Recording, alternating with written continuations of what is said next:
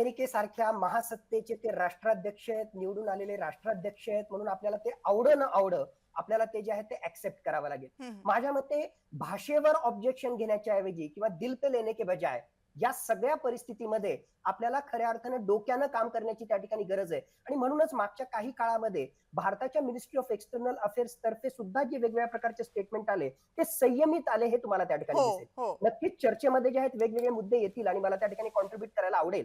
या चर्चेमध्ये जे आले नाहीत ते दोन महत्वाचे मुद्दे मला या ठिकाणी ऍड करायचे आहेत. हं, पहिला म्हणजे वर करणी जरी हे टेरिफ वॉर दिसत असेल किंवा अर्थकारणाशी संबंधित ही चर्चा जरी किंवा असा निर्णय जरी वाटत असला तरी खऱ्या अर्थानं यामध्ये जे लपलेली आहे ती खूप मोठ्या प्रमाणावर जिओ पॉलिटिक्स किंवा भू राजनीती या सगळ्या निर्णयांमध्ये जी आहे ती लपलेली आहे. हं. त्याचा आपल्याला उहापोह करावा लागणार आहे. ओके.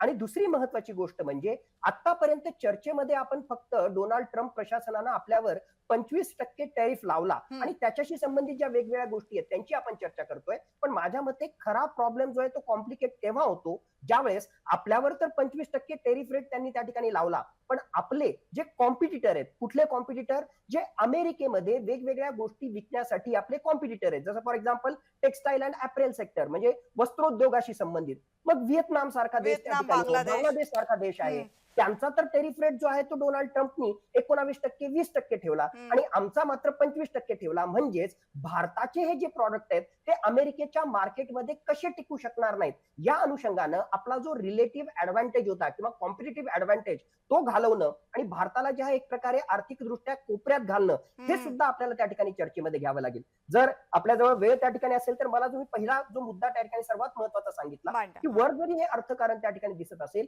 तरी या प्रत्येक निर्णयामध्ये खूप मोठ्या प्रमाणावर भू राजनीती आहे. पहिली गोष्ट 25%. आता हा 25% टेरिफ रेट आणि आता जसं मी सांगितलं की तो रिलेटिव्ह ऍडव्हान्टेज आपल्याला जातोय आणि बाकी देशांना जो आहे अमेरिकेमध्ये एक्सपोर्ट करण्यासाठी त्या ठिकाणी ऍडव्हान्टेज आपल्या म्हणजे त्यांना त्या ठिकाणी मिळतो.